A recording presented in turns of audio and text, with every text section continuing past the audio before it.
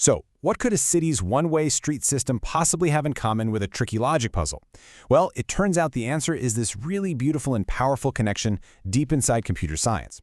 Today, we're going to explore that exact link, connecting the world of directed graphs to a fascinating problem called 2SAT. And the solution? It's as elegant as it is surprising. Let's get into it. Here's our game plan. First, we're going to build a solid foundation with strong connectivity. Then, we'll see exactly how an algorithm called curated actually finds these structures. From there, we'll pivot to the 2SAT logic problem, and that's where we'll see this incredible graph-based solution come to life. And finally, we'll wrap it all up with the key takeaways you need to absolutely nail this for any exam. All right, let's start at the beginning. Strong connectivity. You know, when we're dealing with directed graphs, those are the ones with one-way arrows for edges, just being connected isn't really enough. Sure, you might be able to get from point A to point B, but what if you can't get back? That's where we need a much stronger guarantee.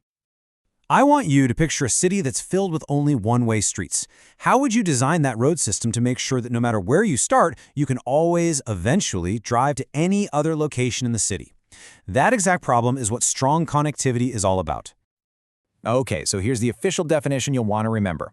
A graph is strongly connected if for any two nodes you pick, let's call them U and V, there's a path from U to V and there's a path from V back to U.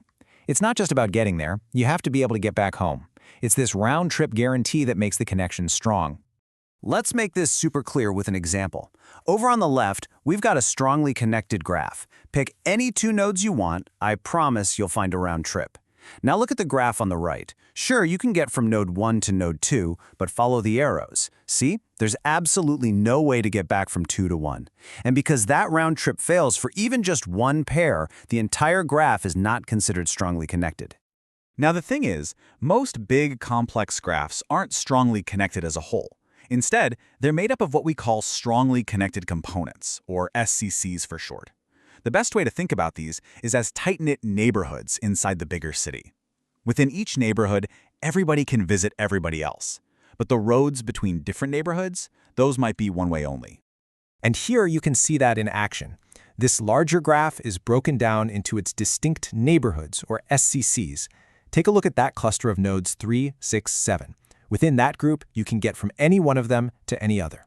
Same goes for the pair 1, 2. Now, if you kind of zoom out and imagine each of these components as a single supernode, the connections between them form a new, much simpler graph. And really importantly, that new component graph will never have any cycles. So, being able to find these components is totally key to understanding a graph structure. But how do we actually do it? How do we write an algorithm for this? For that, we turn to this really clever two-pass method called curated algorithm. Curated algorithm is beautiful because it works in just two main passes, and both of them use a depth-first search, or DFS. The first pass is all about exploring the original graph to figure out a very special processing order for all the nodes. Then, the second pass takes that order and uses it on a reversed version of the graph to literally pull out the components one by one. Okay, let's look at that first pass. We run a DFS on the original graph. The notation you see here, the x/y, just means the search first discovered a node at time x, and it finished exploring everything reachable from it at time y. The only thing we really care about from this step is that finish time for every single node. So once that first DFS is done, we get this table of finish times. Now the specific numbers don't really matter as much as the final ordering they give us.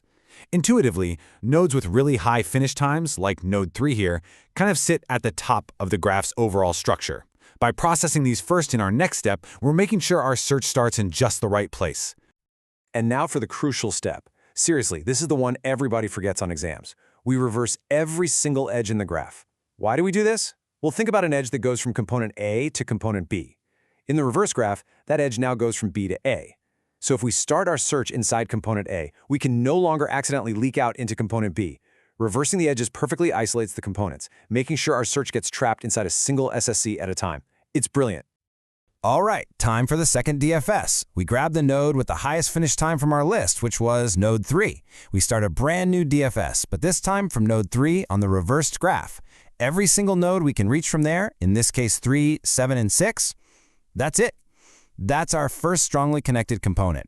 We mark them as found, and then we just move to the next highest unvisited node on our list and repeat the process. Okay, deep breath. We have totally mastered finding SCCs. Now for the payoff. We're going to switch gears completely and look at a problem from the world of logic, the two-satisfiability problem, or 2-sat. And you're about to see how strong connectivity gives us this incredibly slick way to solve it. So a 2-sat problem looks like this. You're given this long logical formula, and it's made up of a bunch of clauses joined by ands.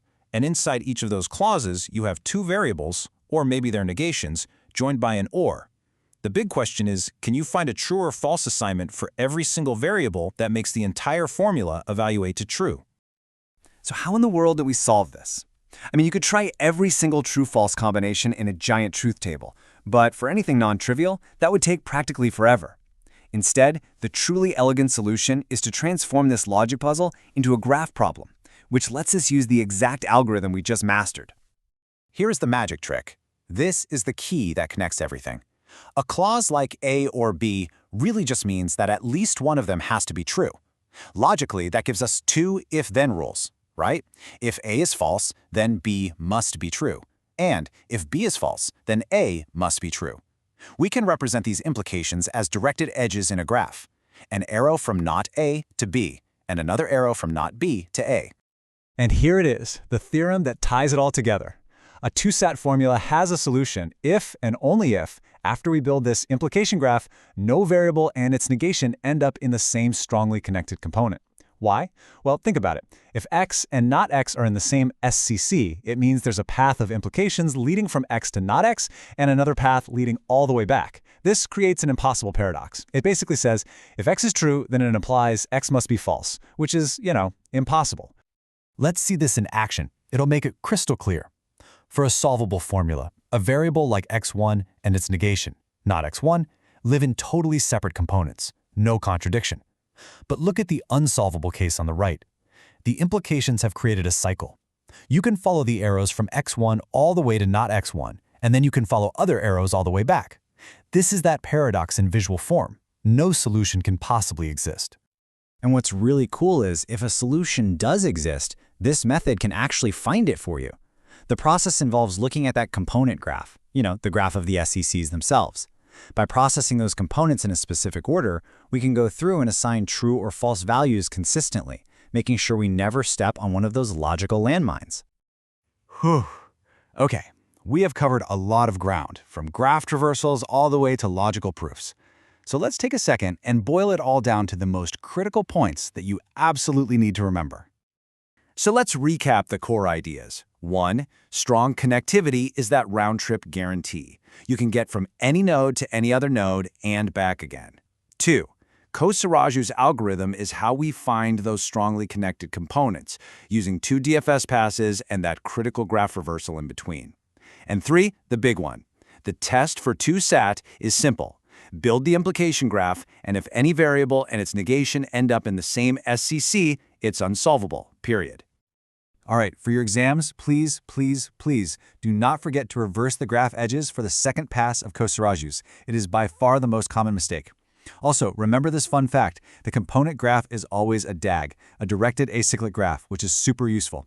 And finally, when you see a 2-sat problem, your first check, and really your only check for satisfiability, is to look for a variable and its negation in the same SCC. This connection between 2-sat and strong connectivity is just a perfect example of how sometimes the best way to solve a problem is to transform it into a completely different domain to find an elegant solution. It really just leaves you wondering, what other complex problems out there, in logic or anywhere else, are just waiting for the right graph transformation to make them simple? That's what makes this field so much fun to explore.